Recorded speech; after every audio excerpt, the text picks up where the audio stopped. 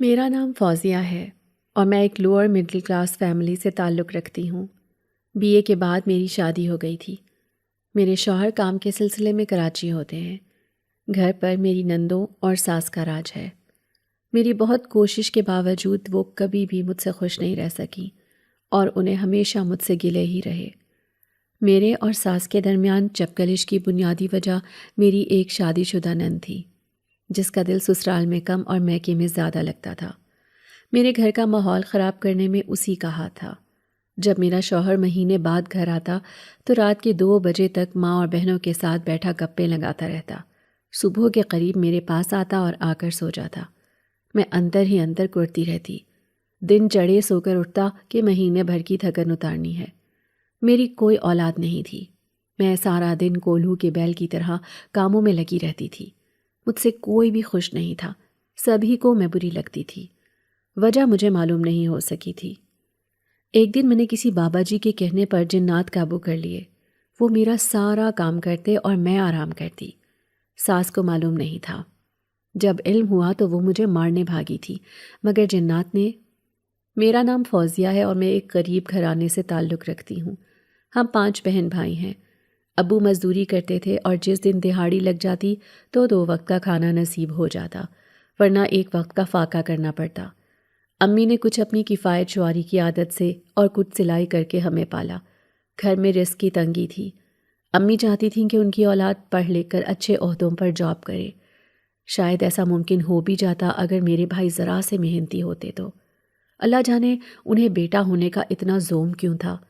حالانکہ جہاں تک مجھے یاد ہے، امی نے بچپن سے ہی ہم بہن بھائیوں میں کوئی تفریق نہیں کی تھی کہ کہیں بھائی خود کو بہنوں سے بہتر نہ سمجھنے لگ جائیں۔ امی ہر چیز ہم دونوں بہنوں کو بھائیوں کے برابر دیتی کہ پرایا دھن ہے، نہ جانے کیسے سسرال ملے۔ لیکن پھر بھی کہیں نہ کہیں کوئی کمی تو ضرور تھی، جو بھائی خود کو بلا وجہ ہی برتر سمجھنے لگے تھے۔ جیسے تیسے کر کے میں نے بی اے کر لیا۔ ایم اے کا شوق بھی تھا اور ارادہ بھی، لیکن مناسب پیسوں کا انتظام نہ ہونے کی وجہ سے میں ایڈمیشن نہیں لے سکی تھی۔ جب سے میں نے ہوش سنبھالا تھا، میں نے دیکھا تھا کہ ابا گھر کے معاملوں میں کم ہی دخل دیتے ہیں۔ ہماری پڑھائی، کپڑے، جوتے، ضروری اشیاء سب کچھ امی ہی مینج کر رہی ہوتی تھی۔ اب ہم دونوں بہنوں کے رشتے کے لیے بھی ایک رشتے کرانے والی خالہ سے کہہ رکھا تھا، جو آئے دن الٹے سیدھے رشتے بتا کر پیسے اینٹنے آ جاتی تھی۔ امی فکر مند تھیں کہ اب بھی ہم دونوں بہنوں کی شادی کی عمر ہے۔ حالانکہ ہم بھائیوں سے چھوٹی تھیں، لیکن یہ امی کی سمجھداری تھی یا دور اندیشی، انہوں نے پہلے ہماری شادیوں کا سوچا اور اس سلسلے میں انہوں نے کوششیں بھی تیز کر دیں تاکہ جتنی جلدی ہو سکے ہم اپنے گھر کی ہو جائیں۔ خدا جانے وہ اپنے بیٹوں کی فطرت سے واقف تھیں کہ یہ ہماری ذمہ داری نہیں اٹھا سکیں گے، یا امی کو اللہ کے پاس جانے کی جلدی تھی جو ہمیں کم عمری میں ہی بیاہ دیا۔ امی نے اپنے تئیں اچھے لوگوں میں ہماری شادیاں کی۔ میری ساس جب رشتہ لے کر آئی تھیں تو 3 گھنٹے بیٹھی رہی تھیں۔ مجھے ہر زاویے سے دیکھ پرکھ کے اپنی پوری تسلی کرنے کے بعد ہاں کر کے گئی تھی۔ ان کی نظریں تھیں ایکس رے مشین، جو مجھے سر کے بالوں سے لے کر پاؤں کے ناخن تک بغور دیکھا اور پھر میں ان کے بنائے ہوئے معیار پہ پوری اتری۔ اگلے جمعے کو وہ سادگی سے نکاح کا کہہ کر چلی گئیں۔ اتنی جلدی نکاح کا سن کر امی کے تو ہاتھ پیر پھول گئے۔ انہیں سمجھ ہی نہیں آ رہی تھی کہ تیاری کہاں سے شروع کریں۔ امی نے ہمارا جہیز کچھ حد تک بنا رکھا تھا، لیکن پھر بھی مہمانوں کو بھگتانا، اپنی حیثیت کے مطابق سسرال والوں کی ڈیمانڈز پوری کرنا اور سب سے بڑھ کر اپنے جگر کا ٹکڑا کسی کو سونپ دینا، یہ سب مشکل مرحلے تھے جن سے ابھی امی کو گزرنا تھا، اور شادی کے بعد تا دم مرگ میری باری آ جاتی۔ امی نے اپنی جان پہچان والی 2-3 عورتوں سے کچھ قرض لیا۔ جو حالات چل رہے تھے اس حساب سے تو ابا کچھ بھی نہیں کر سکتے تھے، سوائے اس کے کہ گھر کا ریگولر خرچہ چلا سکے۔ خیر، اللہ اللہ کر کے جمعے کا دن آیا اور میں، جو بہت خوشی سے دلہن بنی بیٹھی تھی، اس بات سے قطعی بے خبر تھی کہ سب بے فکری، آزادی اور خوشی یہیں ماں کے پاس چھوڑ کر جا رہی ہوں، اور زندگی کے باقی سال گھٹ گھٹ کر اور چھوٹی چھوٹی چیزوں کے لیے ترس کر ہی جینا ہے۔ ماں کے گھر سے رخصت ہو کر اپنے شوہر عمران کے سنگ جب میں اپنے گھر پہنچی تو میرا استقبال ہی سرد رویے سے کیا گیا۔ مجھے کسی نے رات کا کھانا بھی نہ پوچھا۔ ماں کے گھر کھانا کھایا ہی نہیں گیا تھا، پہلی رات بھوکی ہی سو گئی۔ کسی سے گلہ بھی نہیں کیا کہ کم از کم آج کے دن تو مجھے اچھے طریقے سے مل لیں۔ صبح ہوئی تو میری ساس نے دروازہ کھٹکھٹایا اور کرخت لہجے میں بولی، دلہن اگر نیند پوری ہو گئی ہو تو باہر تشریف لے آؤ، ہمارے ہاں دن چڑھے تک سویا نہیں جاتا، جتنی جلدی یہ بات سمجھ جاؤ اتنا ہی اچھا ہے تمہارے لیے۔ میں نے دروازہ کھولا اور انہیں سلام کیا، جس کا جواب سرد مہری سے دیا گیا، اور مجھے اسی وقت اندازہ ہو گیا تھا کہ میری باقی زندگی اب یہاں کیسی گزرے گی۔ ناشتے کے نام پر چند نوالے آنسوؤں کے ساتھ حلق میں اتارے اور ساس سے پوچھا کہ گھریلو کاموں کی روٹین بتا دیں تاکہ مجھے مسئلہ نہ ہو۔ جب مجھ سے گدھوں کی طرح کام ہی لینا ہے تو 2-4 دن آرام کرنے سے کیا ہو جائے گا؟ لیکن ساس نے بھی جھوٹے منہ یہ نہ کہا کہ ایک دن کی دلہن سے کیوں کام لیں۔ وہ تو جیسے تیار ہی بیٹھی تھی، کاموں کی فہرست بتائی اور خود ایک طرف بیٹھ گئی۔ میں نے بھی کوئی احتجاج نہ کیا۔ جہاں میکے کمزور ہوں وہاں لڑکی سسرال میں یوں ہی دبا دی جاتی ہے، پھر نہ اس کی عزت سسرال کی ہوتی ہے اور نہ ہی معاشرے میں۔ میرا شمار بھی ایسی ہی لڑکیوں میں ہوتا ہے جو دن رات کولہو کے بیل کی طرح کام کرتی ہیں اور عزت پھر بھی نہیں ملتی۔ میرا شوہر شادی کے 1 ہفتے بعد ہی کام کے سلسلے میں کراچی چلا گیا تھا۔ اب اس نے 1 مہینے بعد ہی آنا تھا۔ تب تک مجھے اپنی شادی شدہ نند، اس کی بیٹی اور اپنی ساس کی خدمتیں ہی کرنی تھی۔ میں ہمیشہ یہ سوچتی تھی کہ سب کا خیال رکھوں گی اور کام کر کے دوں گی تو سب کے آگے میری عزت ہوگی، لیکن یہ صرف میری خام خیالی تھی۔ میں جتنے کام کرتی اتنا ہی ذلیل ہوتی۔ میری ساس کو میرے ہر کام میں نقص نظر آتے، لیکن کروانا بھی اس نے مجھ سے ہی ہوتا تھا۔ وہ ایک روایتی ساس تھیں جنہیں ہر کام اپنے طریقے سے کیا ہوا پسند تھا، اور وہ مجھ سے بھی یہی چاہتی تھیں کہ میں بھی انہی کے طور طریقے اپناؤں۔ یہ اتنا مشکل نہیں تھا، لیکن مجھے اس گھر کے طور طریقے سمجھنے کا موقع اور وقت ہی نہیں دیا گیا۔ ولیمے کی دلہن سے گھر کی صفائی ستھرائی کروائی گئی ہو تو اسے گھر اور گھر والوں کے مزاج سمجھنے کی فرصت ہی نہیں ملتی، اسی لیے مجھ سے جیسا ہوتا میں کام کر دیتی۔ انہیں گھر کی صفائی سے لے کر کپڑے دھونے، برتن دھونے، یہاں تک کہ کھانا بنانے کے طریقے پر بھی اعتراض تھا، اور وہ اس کا کھلم کھلا اظہار بھی کرتی تھی۔ مہینہ ہونے کو آیا تو میں شوہر کی آمد کا انتظار کرنے لگی۔ میرا شوہر بھی میرے باپ جیسا نکلا، کبھی میری کسی ضرورت کا خیال نہیں کیا، نہ ہی مجھ سے کبھی پوچھا۔ میری ساری خواہشیں ایک ایک کر کے حسرتوں میں بدلتی رہیں اور میں بے حس ہوتی چلی گئی۔ اپنا آپ ہی کہیں کھو دیا کہ شاید یوں ہی کوئی مقام، کوئی مرتبہ پا سکوں، لیکن یہ صرف میری سوچ تھی۔ اکیلا بندہ سوچ ہی تو سکتا ہے۔ اپنی شخصیت میں آنے والی اس تبدیلی سے خود میں بھی پریشان تھی، لیکن کر بھی کیا سکتی تھی؟ میں نے خود کو حالات کے دھارے پر چھوڑ دیا۔ دن، مہینے، سال ایسے ہی گزرنے لگے۔ شادی کو 3 سال ہو چکے تھے، لیکن میری گود خالی تھی۔ بھرتی بھی کیسے؟ میرا شوہر کبھی 1 مہینے تو کبھی 3 مہینے بعد گھر آتا۔ آتے ہی ماں اور بہن کے پاس بیٹھ جاتا اور پھر میری تذلیل کا وقت شروع ہو جاتا۔ میں نے اکثر ان کی ایسی باتیں بھی سنی جو سراسر جھوٹ پر مبنی تھی، جیسا کہ میں ان کے گھر سے چوری کرتی ہوں، جھوٹ بول کر شوہر کو غلط باتیں بتاتی ہوں تاکہ وہ میری ساس سے بدگمان ہو جائے، چھپ کر ان کی باتیں سنتی ہوں، حالانکہ اس میں سے کچھ بھی سچ نہیں تھا۔ مجھے جھوٹ سے سخت نفرت تھی، اور اپنے گھر سے کیا چرانا تھا بھلا؟ رہی بات باتیں سننے کی تو وہ میری ساس میرے سامنے ہی کرتی تھی، ساتھ ہی یہ بھی کہہ دیتی تھی کہ میں کسی کے باپ سے بھی نہیں ڈرتی۔ آج بھی یہی سب کچھ ہو رہا تھا۔ عمران 3 مہینے بعد گھر آئے تھے۔ میری ساس خود کچن میں آ گئی کہ میرا بیٹا اتنی محنت کر کے سب کو کھلاتا ہے تو میں کیوں نہ اس کی پسند کے کھانے بناؤں۔ ساس نے ڈھیر سارے کھانے بنائے، کوفتے، بریانی، کھیر اور نہ جانے کیا کیا۔ برتنوں سے کچن بھرا پڑا تھا۔ میں انہیں یہ بھی نہیں کہہ سکی کہ اپنے برتن ساتھ ساتھ صاف کریں۔ خاموشی سے سر جھکائے برتن دھونے لگی۔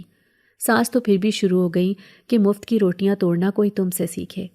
یہ ہر روز کا معمول تھا، اس لیے مجھے قطعاً برا نہیں لگا۔ اب تو عادت ہوتی جا رہی تھی، بلکہ یوں سمجھ لیں کہ جس دن وہ خاموش ہوتی اس دن میں سارا وقت حیران ہی رہتی کہ آج نہ جانے کیوں خاموش ہیں۔ خیر، وقت یوں ہی گزرتا گیا اور ایک دن میری نند اپنے شوہر اور سسرال سے جھگڑا کر کے ہمارے پاس ہی آ گئی تھی۔ ان کی ایک بیٹی تھی جو بہت شرارتی تھی۔ ادھر میں صفائی کرتی، ساتھ ہی وہ اپنے کھلونے اور کپڑے جگہ جگہ بکھیر دیتی۔ اسے تو کچھ کہہ بھی نہیں سکتی تھی کہ ذرا سا ٹوک دو تو رونا شروع ہو جاتی تھی اور بلا وجہ کی ڈانٹ مجھے پڑ جاتی تھی۔ مجھے لگتا تھا میں نے اس زندگی سے سمجھوتا کر لیا تھا، لیکن ایسا نہیں تھا۔ میں تھک چکی تھی۔ زندگی کا ہمسفر اچھا ہو، ساتھ نبھانے والا ہو تو زندگی میں جتنی بھی مشکلات ہوں پھر بھی گزاری جا سکتی ہے، لیکن یہاں تو سبھی دروازے بند تھے۔ ایسا لگتا تھا اللہ نے بھی مجھے میرے حال پر چھوڑ دیا ہے، اور جب رب کی طرف سے در بند ملے تو پھر انسان کا سکون ہی غارت ہو جاتا ہے۔ آج پھر ایسے ہی میری نند کی بیٹی چیزیں بکھیرنے میں مصروف تھی کہ میں نے اس سے کہہ دیا کہ اپنا پھیلاوا بھی خود سمیٹے۔ بس اتنا کہنے کی دیر تھی کہ میری ساس مجھے تانے دینے لگی کہ ماں کے گھر 2 وقت کی روٹی بھی مشکل سے پوری ہوتی تھی، یہاں آ کر نخرے کرتی ہو، چپ چاپ کام کیا کرو، خبردار جو میری بیٹی اور نواسی کو کچھ کہا میں تمہیں گھر سے نکال دوں گی۔ میں کیا کہہ سکتی تھی؟ میرے ہاتھ تو پہلے ہی بندھے تھے، اب زبان بھی بند ہو گئی تھی۔ ہر آنے والا دن میرے لیے نئی آزمائش لے کر آتا۔ میرے شوہر کو مجھ میں دلچسپی نہیں رہی تھی۔ ان کی ماں اور بہن کو نوکرانی چاہیے تھی، وہ انہیں میری صورت میں مل گئی تھی۔ زندگی سسک سسک کر گزر رہی تھی کہ ایک دن جب دروازے پر دستک کی وجہ سے میں دروازہ کھولنے گئی تو آگے ایک بابا جی کھڑے تھے جنہوں نے مجھ سے روٹی مانگی۔ میری نند اور ساس بازار گئی تھیں، اس لیے میں نے بابا جی کو روٹی دے دی۔ انہوں نے مجھے خوب دعائیں دیں اور کہا کہ اگر ایک بات پر عمل کر لے تو تجھے اولاد بھی ہوگی اور تیری زندگی میں بھی سکون آ جائے گا۔ میں نے پوچھا وہ کیا بابا جی؟ تو انہوں نے کہا کہ تو نے اپنی زندگی خود برباد کی ہے، خود کو کمتر سمجھ کر۔ تیری ماں نے جیسے تیسے تجھے پڑھایا، تیری خواہشیں اپنی جیب کے مطابق پوری کرنے کی کوشش بھی کی۔ ایسا نہیں تھا کہ تجھے ماں کے گھر روٹی ملتی ہی نہ ہو، لیکن یہاں آ کر تو نے ایسے شکر کیا جیسے تو وہاں کوئی بیکار چیز تھی۔ یاد رکھ، جب تک تو خود اپنی عزت نہیں کرے گی، کوئی بھی تیری عزت نہیں کرے گا، پھر چاہے وہ تیرا شوہر ہو، ساس ہو یا نند۔ یہ دنیا ہے، ہر کسی کو اپنے کام سے مطلب ہے، چاہے اگلا جتنی بھی تکلیف میں ہو۔ جب آپ ایک شخص کو اپنی عادت ڈال دو گے تو وہ آپ سے زیادہ ہی ڈیمانڈ کرے گا۔ پھر ایک وقت آئے گا جب آپ خود کو انسان سمجھنا ہی چھوڑ دو گے اور خود کو حالات کے حوالے کر کے تماشا دیکھتے رہو گے۔ تو میں ایسا کیا کروں بابا جی کہ میرا شوہر کم از کم میری فکر تو کرے؟ میں نے پوچھا تو بابا جی نے بولا، تو نے پہلے دن سے اس کی فکر کی؟ تو نے کتنا خیال رکھا اپنے شوہر کا؟ 3 سالوں میں تو نے کب اسے موقع دیا کہ وہ تیرا خیال رکھے، تجھ سے محبت سے بات کرے؟ اب بھی وقت ہے۔ جن کے لیے خون جلاتی ہے ان کو تیری بالکل بھی پرواہ نہیں ہے۔ ان کی وجہ سے اپنی زندگی برباد نہ کر، اپنے لیے جینا شروع کر۔ تیرا شوہر بھی تجھے عزت دے گا اور تیرے سسرال میں بھی عزت ہوگی۔ یہ ایک عمل بتا رہا ہوں، اس کی مدد سے جنات کو قابو میں کر لینا۔ گھر کے کاموں میں وہ تیری مدد کر دیا کریں گے۔ اب میں چلتا ہوں۔ تیرا شکریہ کہ ایک بھوکے کا پیٹ بھرا۔ اللہ تجھے نیک اولاد دے جو تیری آنکھوں کی ٹھنڈک بنے۔ اللہ سے اپنا رشتہ کبھی نہ توڑنا، ورنہ بہت پچھتائے گی، زندگی عذاب ہو جائے گی تیری۔ میں نے ان کی باتیں اچھے سے ذہن نشین کر لی تھیں۔ اب سب سے اہم کام تھا ان باتوں پر آہستہ آہستہ عمل کرنا۔ میں نے واقعی خود کو مظلوم سمجھ کر حالات کے دھارے پر چھوڑ دیا تھا۔ یہ سب اسی کی سزا مل رہی تھی۔ میری نند اور ساس بازار سے آئیں تو میں نے پوچھا کہ میرے لیے کیا لائی ہیں؟ تو ساس بولی، پرے ہٹ کل موہی، ہمارے منہ لگتی ہے، تجھے کیوں دیں کچھ بھی؟ 2 وقت کی روٹی ملتی ہے وہی کھایا کر جسے ترستی آئی ہے۔ میں نے کہا، میں روٹی کو ترستی نہیں آئی۔ اتنا کہنا تھا کہ ساس غصے سے آگ بگولا ہو گئی۔ مجھے جواب دیتی ہے، میرے آگے زبان چلاتی ہے، کاٹ کر پھینک دوں گی۔ میری ساس نے غصے سے کہا تو میں بولی تھی، میری ماں نے ہر ممکن کوشش کی مجھے اچھا کھلانے پلانے اور پڑھانے کی۔ آئندہ میری ماں کے بارے میں یا میرے میکے کے بارے میں ایک لفظ بھی کہنے کی ضرورت نہیں ہے۔ آپ خود آئی تھیں رشتہ لینے، ہم نے زبردستی نہیں کیا تھا۔ 3 گھنٹے بیٹھی رہی تھیں آپ، میری اماں سے ہاں کروا کے اٹھی تھیں۔ اب مجھے ایسے باتیں سناتی ہیں جیسے آپ نے کوئی احسان کیا ہو مجھ پر۔ میری ساس کو مجھ سے ایسے رویے کی امید نہیں تھی۔ وہ پہلے تو کچھ سیکنڈز حیرانی سے مجھے دیکھتی رہیں کہ اس کی اتنی جرأت کیسے ہوئی مجھ سے ایسے لہجے میں بات کرنے کی۔ پھر کچھ دیر بعد وہ اپنی بیٹی سے بولیں، اس بار عمران آئے گا تو اسے کہوں گی کہ اسے الگ کر دے، جب بھوکی پیاسی مرے گی تو خود ہی عقل ٹھکانے آ جائے گی۔ ان کی اس بات کے جواب میں خاموش رہی تھی۔ میری ساس کو لگا تھا کہ الگ ہونے کی بات پر میں کچھ بولوں گی، لیکن میں خاموش ہی رہی، کیونکہ میں بھی اس روز روز کی ذلت سے تنگ آ گئی تھی۔ میں بھی دل سے چاہتی تھی کہ کوئی ایسا فیصلہ ہو جائے کہ میں سکون سے رہ سکوں۔ اس بار عمران گھر آئے تو میری ساس نے ہمیشہ کی طرح میری خوب بے عزتی کی۔ مجھے جتنا ذلیل کر سکتی تھی انہوں نے کیا، اور آخر میں یہ بات بھی کر دی کہ اسے مجھ سے الگ کر دو، پھر یہ جانے اور میں تم دونوں کی ذمہ داری سے بری ہوتی ہوں۔ خلاف توقع عمران خاموش رہے اور انہوں نے مجھ سے کھانا مانگا، جو میں نے لا کر دے دیا تو کہنے لگے، تم کھانا نہیں کھاؤ گی؟ ان کے اس سوال پر میں پہلے تو حیران ہوئی، کیونکہ شادی کے بعد ان 3 سالوں میں انہوں نے کبھی بھی مجھے کھانے کا نہیں پوچھا تھا، نہ ہی کبھی بیماری میں میرا خیال رکھا تھا۔ تو آج پہلی بار ان کے منہ سے یہ بات سن کر اچھا بھی لگا اور حیرانی بھی ہوئی۔ جہاں میں حیران ہوئی وہیں میری ساس کا بھی منہ کھلے کا کھلا رہ گیا کہ ان کے بیٹے کو کیا ہو گیا جو وہ بیوی کی طرفداری کرنے لگا ہے۔ ان کو تو دھچکا لگا ہی تھا۔ میری نند بھی صدمے میں چلی گئی اور بولی، بھائی آج کیا ہو گیا ہے؟ پہلے تو اماں کے ہاتھ کا کھانا کھاتے ہو۔ تو عمران نے کہا، کچھ نہیں ہوا عالیہ، فوزیہ میری بیوی ہے، اگر میں نے اس سے کھانا لے لیا تو اس میں کیا غلط ہے جو اتنا حیران ہو رہی ہو؟ ویسے بھی ہم میاں بیوی کے معاملے میں تمہیں بولنے کی ضرورت نہیں ہے۔ ہائے میرے اللہ، کیسی عورت بیاہ لائے ہم! اپنے ہاتھوں سے اتنے پیارے بھائی کو زندہ دفن کر دیا اس چڑیل سے بیاہ کر۔ کمبخت نے نہ جانے کیا جادو کیا ہے کہ میرا بھائی ہی بدل گیا ہے۔ میری نند نے باقاعدہ بین ہی شروع کر دیا۔ اس سارے معاملے میں ہم 3 لوگ جہاں حیران تھے، وہیں ایک شخص یعنی میرے شوہر سب سے بالکل بے نیاز ہو کر الگ بیٹھے تھے، جیسے کچھ ہوا ہی نہ ہو۔ حالانکہ اس سارے معاملے میں ان کا بدلا ہوا رویہ ہی سب کے لیے حیرانی کا سبب تھا۔ خیر، عمران جب کمرے میں آئے تو میں نے ان سے پوچھا کہ ایسا کیا ہوا ہے کہ آپ کا لہجہ، انداز اور مجھ سے بات کرنے کا طریقہ ہی بدل گیا ہے؟ تو عمران کہنے لگے کہ تم سے کیا چھپانا، تم تو میری شریک حیات ہو۔ آج مجھے ایک بابا جی ملے تھے، انہوں نے تو سمجھو میری زندگی ہی بدل دی۔ زندگی گزارنے کا طریقہ سمجھا گئے ہیں کہ ہر رشتے کو اس کی جگہ پر رکھو تو لڑائی جھگڑوں سے بچے رہو گے۔ اب میں پوری کوشش کروں گا کہ تمہارے تمام حقوق ادا کر سکوں، اور امی اگر الگ ہونے کا کہہ رہی ہیں تو اس میں کوئی برائی نہیں ہے، تم اپنا کچن ان سے الگ کر لو۔ وہ عالیہ کی وجہ سے بھی پریشان ہیں، ان کا سارا غصہ تمہیں برداشت کرنا پڑتا ہے۔ ہو سکتا ہے کچھ عرصے تک ان کا دل تمہارے لیے نرم ہو جائے اور ہم مل جل کر زندگی گزار سکیں۔ اپنے شوہر کا یہ رویہ میرے لیے بہت حیران کن تھا، لیکن میں بہت خوش بھی تھی کہ چلو دیر سے ہی صحیح انہیں میرا خیال تو آیا۔ عمران کے اچانک کراچی سے واپس آ جانے پر میں بابا جی سے ہوئی اپنی ملاقات بھول چکی تھی۔ میں نے اپنی ساس کے حساب سے کچن الگ کر لیا۔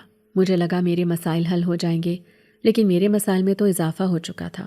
میری کام دگنے ہو چکے تھے، اپنے لیے الگ کھانا بنانا پڑتا اور نند ساس کے لیے الگ۔ میں چند ہی دنوں میں تھکنے لگی تھی، چڑچڑا پن میری شخصیت پر حاوی ہو رہا تھا۔ عمران سے بھی اکثر تلخ کلامی ہو جاتی۔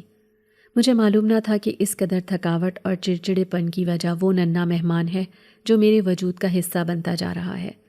جب مجھے علم ہوا تو میں نے سب سے پہلے عمران کو بتایا۔ وہ بہت خوش ہوئے اور مجھے کہا کہ گھر کے کاموں سے ذرا سا ہاتھ ہٹا لو کچھ وقت کے لیے، پھر ساری عمر یہی کام کرنے ہیں۔ عمران تو یہ کہہ کر بری ہو گئے، لیکن اپنی ساس اور نند کی نظروں میں مزید کھٹکنے لگی۔ وہ بہانے بہانے سے مجھ سے زیادہ کام لینے لگی۔ مجھ سے اب زیادہ کام نہیں ہوتا تھا اور میں جلدی تھک جاتی تھی، جس پر وہ دونوں پھر مجھے خوب سناتی تھی۔ عمران کچھ دن گھر رہ کر پھر کراچی چلے گئے تھے۔ ایک دن ایسے ہی میں اپنے کپڑوں کی الماری صاف کرنے لگی تھی کہ میری نظر ایک کاغذ پر پڑی جسے تہہ کر کے رکھا گیا تھا۔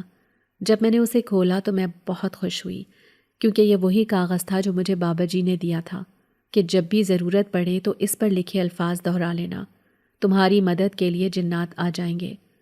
میں نے ڈرتے ڈرتے وہ الفاظ دہرائے اور ایک طرف ہو کر جنات کی آمد کا انتظار کرنے لگی۔ کمرے کا پنکھا ہلا اور پھر دروازہ۔ پہلے تو میں ڈر گئی کہ یہ کیا ہو رہا ہے، پھر مجھے سمجھ آ گئی کہ میری مدد کے لیے جنات حاضر ہونے لگے ہیں۔ تھوڑی دیر گزری تھی کہ مجھے ایک سفید داڑھی والے باریش بزرگ سامنے نظر آئے اور ان کے ساتھ 2 چھوٹی بچیاں تھیں جن کے چہرے پر شرارت بکھری نظر آتی تھی۔ ان کی آنکھیں بے حد خوبصورت تھیں، وہ یقیناً کسی خوبصورت جننی کی اولاد تھیں۔ میں ان کے حسن سے تو یہی اندازہ لگا سکی تھی۔ میں تو ان کے چہرے دیکھنے میں ہی مگن تھی، خود انہوں نے ہی مجھے مخاطب کیا کہ بیٹی تم نے ہمیں یاد کیا اور ہم چلے آئے، اب تم بتاؤ کہ ہم سے کیا مدد چاہتی ہو۔ میں نے جھجکتے ہوئے انہیں تفصیل بتائی کہ مجھے ان کے بارے میں کس نے بتایا اور میں کیسے ان تک پہنچی ہوں۔ پھر میں نے انہیں اپنا مسئلہ بتایا کہ میری ہر ممکن کوشش کے باوجود میں اپنی ساس اور نند کو خوش نہیں رکھ سکی۔ مجھ سے اب کام بھی نہیں ہوتے اور سارے گھر کا کام مجھے ہی کرنا ہوتا ہے۔ اب آپ ہی بتائیں میں کیسے سب کچھ مینیج کروں، جبکہ میری اپنی طبیعت بھی خراب ہے، اور ایسے حالات میں بھی جبکہ میری ساس اور نند کو معلوم ہے کہ میں ماں بننے والی ہوں، وہ تب بھی مجھ سے کوئی ہمدردی کرنے کو تیار نہیں ہے۔ میں نے ان ماں بیٹی سے بغیر کسی وجہ کے گالیاں تک سنی ہیں۔ اب میں مزید کتنا برداشت کروں؟ جب میری غلطی ہی نہیں تو میں کیوں سزا بھگتوں؟ بزرگ جن نے میری بات بغور سن کر کہا کہ بیٹی میں تمہارا مسئلہ سمجھ گیا ہوں، میں کوشش کروں گا کہ میں اور میری بیٹیاں تمہارے کام آ سکیں، میری دونوں بچیاں تمہارے ساتھ گھر کے کاموں میں تمہاری مدد کیا کریں گی، اس طرح کہ کوئی محسوس ہی نہیں کر سکے گا کہ تم کام کر رہی ہو یا کوئی اور کر کے دے رہا ہے۔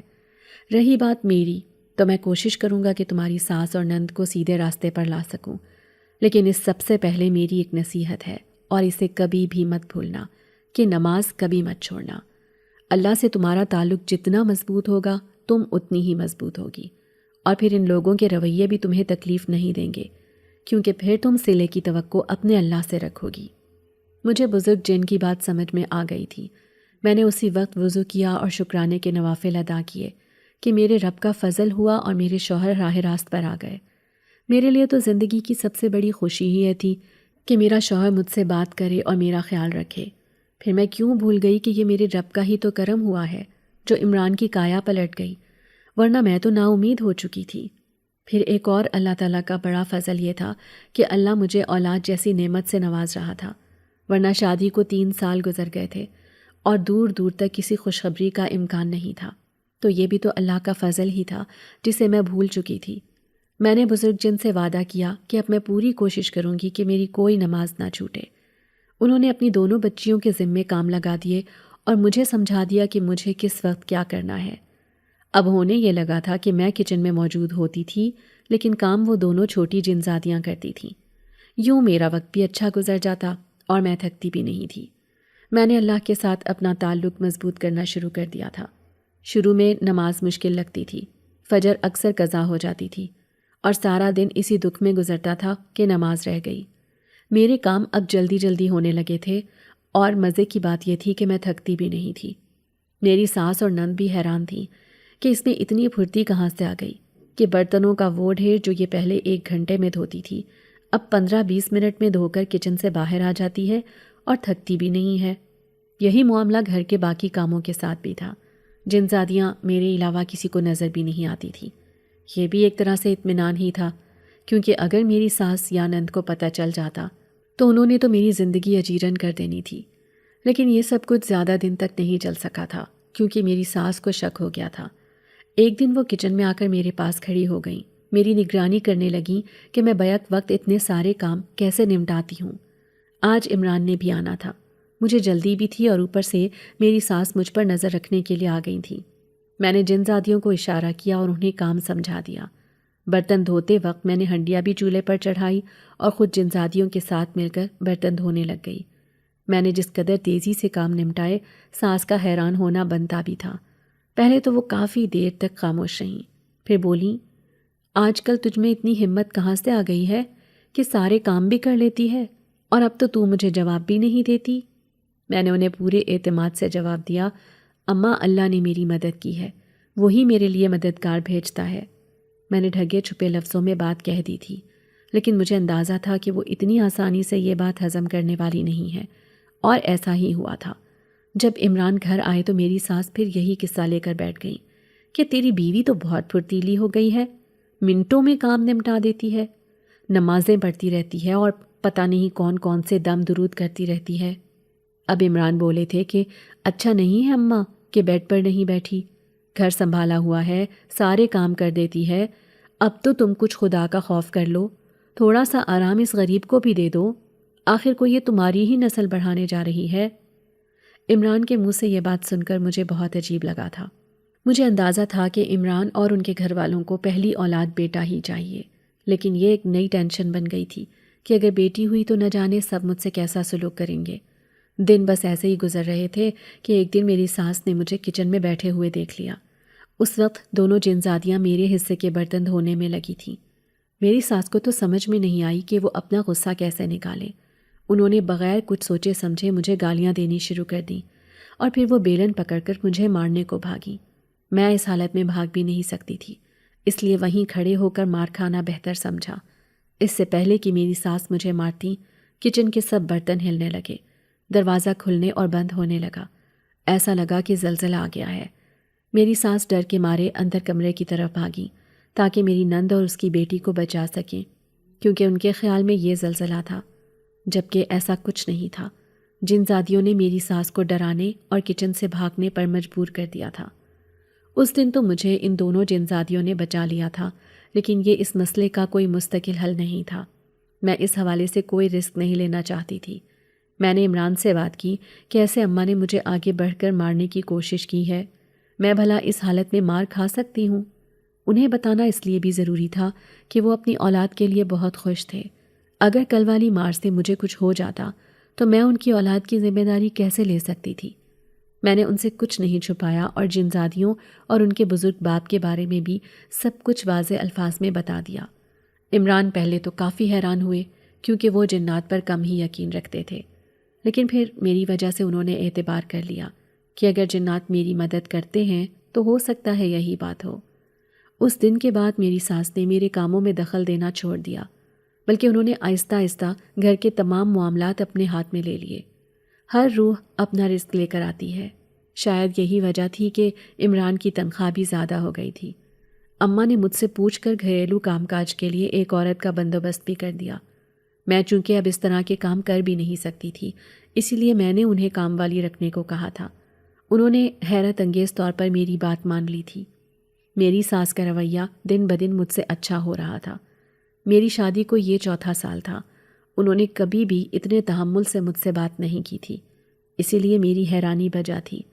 بچے کی پیدائش سے کچھ دن پہلے عمران کراچی سے آ گئے تھے، اور آخرکار وہ دن بھی آ ہی گیا جس کا اتنی شدت سے انتظار کیا تھا۔ اللہ نے ایک بار پھر مجھ گنہگار پر اپنا کرم کیا تھا اور میں نے ایک صحت مند بچے کو جنم دیا تھا۔ عمران اور میری ساس بہت خوش تھے۔ بچے کا نام اس کی دادی نے ہی رکھنے کی درخواست کی تھی۔ عمران نے یہ بات مجھ پر چھوڑ دی کہ ماں کا پہلا حق ہوتا ہے کہ اپنی اولاد کا نام رکھے، باقی آپ دیکھ لیں۔ پہلے تو میں چپ رہی، پھر میں نے اپنی ساس کو کہا کہ آپ جو بھی نام رکھیں گی مجھے قبول ہوگا۔ میں نے آخری بار کوشش کی تھی انہیں عزت دینے کی، اور میں فیصلہ کر چکی تھی کہ میرے ساتھ تو جو ہوا سو ہوا، اپنے بچے پر میں بالکل بھی سمجھوتا نہیں کروں گی۔ خاندان کا پہلا پوتا تھا، اس لیے جس دن اس کے بال اتروائے گئے اسی دن عقیقہ بھی کر دیا گیا۔ پورے خاندان میں مٹھائیاں بانٹی گئیں۔ بچے کا نام محمد احمد رکھا گیا، اور میری زندگی کا ایک نیا دور شروع ہوا جسے میں اپنی زندگی کا خوبصورت ترین دور کہتی ہوں۔ عمران نے احمد کے لیے بہت پیارے پیارے کپڑے، کھلونے اور اس کی ضرورت کی تمام چیزیں خریدی تھیں۔ اس کی دادی نے بھی بہت سی چیزیں لی تھیں، جھولا، بچے کے کپڑے، ڈھیر سارے کھلونے۔ دادی کا بس نہیں چل رہا تھا کہ پوری دنیا خرید کر اپنے پوتے کے قدموں میں ڈھیر کر دے۔ میرا پورا خاندان احمد سے ملنے آیا تھا، اور میری امی مجھے خوش دیکھ کر بہت خوش تھیں۔ انہوں نے مجھے یہی کہا کہ اللہ نے تمہارے صبر کا پھل دے دیا ہے۔ یہ اور بات ہے کہ مجھے ابھی تک اپنی اس خوش نصیبی پر یقین نہیں آ رہا تھا۔ محمد احمد کے آنے سے گھر میں رونق ہو گئی تھی۔ اس کی دادی ہر وقت اسے لیے پھرتی، لاڈ اٹھاتی۔ انہوں نے اس کی مکمل ذمہ داری لے لی تھی۔ مجھے بھی سہولت تھی کہ چلو 24 گھنٹے ماں بچہ سنبھالے تو ویسے ہی تھک جاتی ہے۔ میں آہستہ آہستہ گھرداری کی طرف واپس آنے لگی۔ جب سے کام والی کو رکھا تھا، میری ساس نے کچن اور گھر سے ہاتھ ہٹا لیے تھے۔ وہ اب کسی بھی معاملے میں نہیں آتی تھی۔ میں پھر بھی اپنی کوشش کرتی کہ انہیں گھر کے معاملات میں اپنے ساتھ شامل رکھوں تاکہ وہ گھر سے بالکل ہی بیگانہ نہ ہو جائیں۔ میری نند کو اس کے شوہر اور سسرال والے لینے آئے تھے۔ دونوں خاندان کافی دیر تک بحث میں الجھے رہے۔ میری نند کی بیٹی اپنے باپ اور دادا کے بغیر نہیں رہ سکتی تھی۔ اسے تو وہیں پر رونا شروع کر دیا۔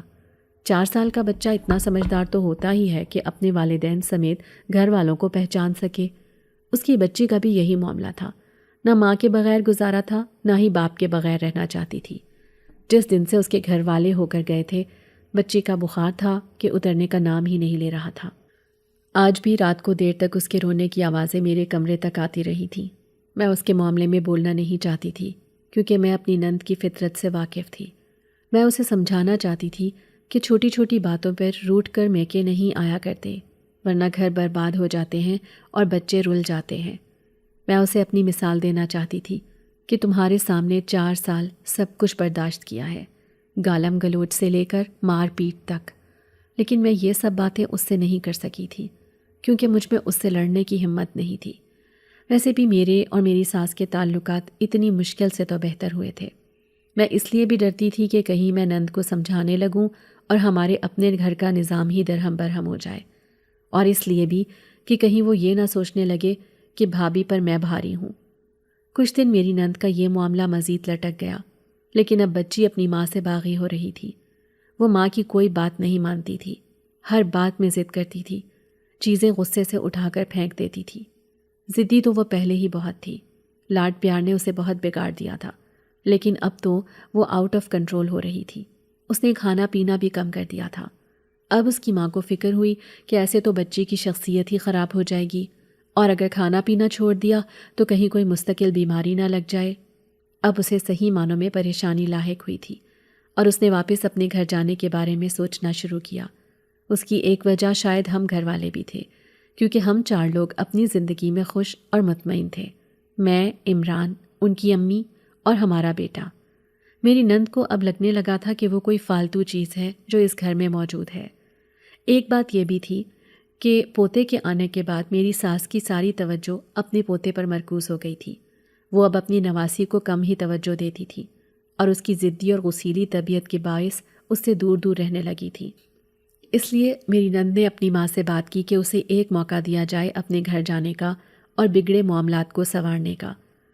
امی بھی دل سے یہی چاہتی تھیں کہ عالیہ اپنا گھر سنبھالے اور اپنی بچی پر توجہ دے، اسی لیے انہوں نے اسے جانے کی اجازت دے دی۔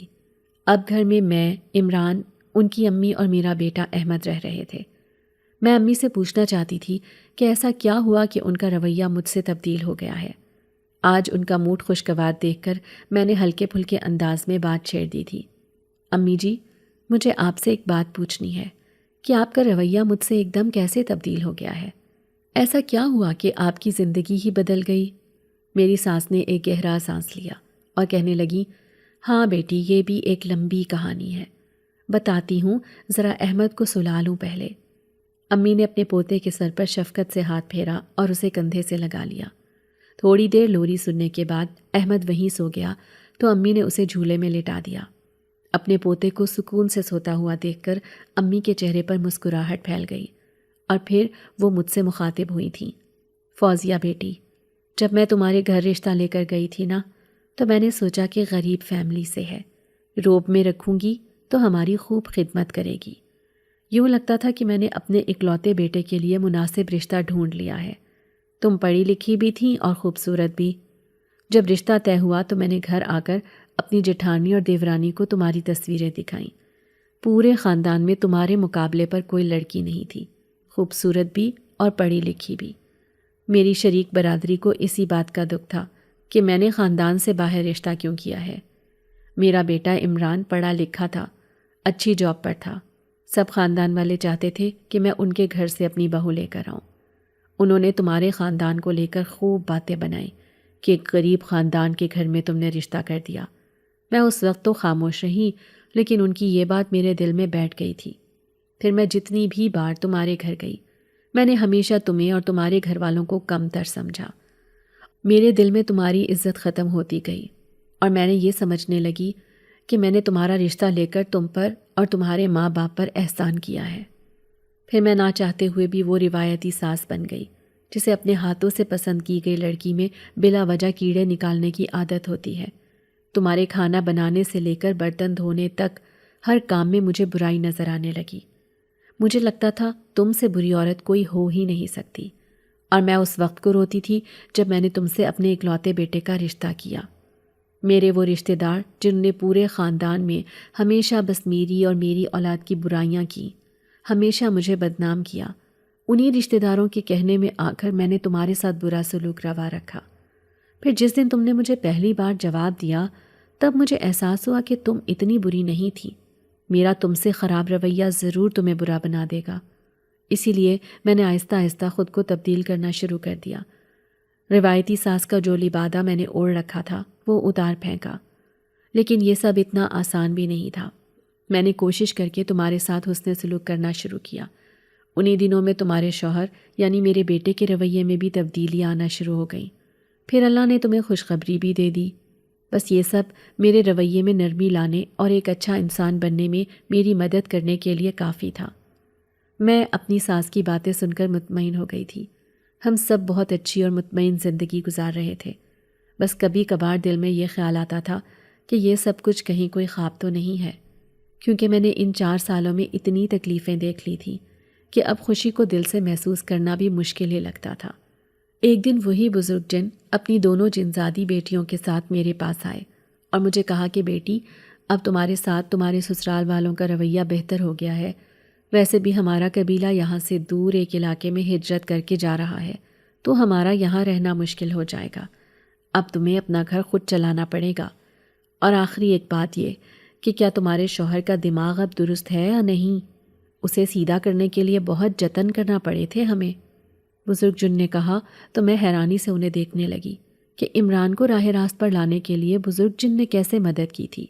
تب وہ بولے، بیٹی تمہارا شوہر بہت اچھا انسان تھا، بس اس کی صحبت بری تھی۔ کراچی میں اس کے جاننے والے لوگ ایسے تھے کہ جنہوں نے بس دوستوں کے ساتھ شوغل لگانے کو ہی زندگی سمجھ رکھا تھا۔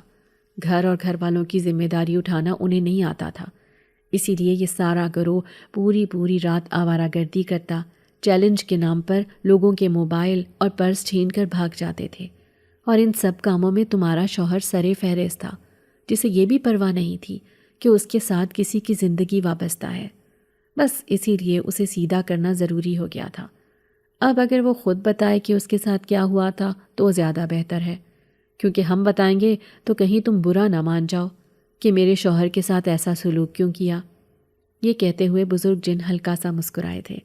مجھے تھوڑی بہت سمجھ آ گئی تھی کہ انہوں نے کیا کیا ہوگا، لیکن تفصیل میں عمران سے ہی جاننا چاہتی تھی۔ اسی لیے میں نے ان بزرگ جن کا شکریہ ادا کیا کہ انہوں نے میرا اتنا ساتھ دیا، میری زندگی کے مشکل ترین دور میں میرے لیے آسانیاں پیدا کی اور مجھے مشکل وقت سے نکالا۔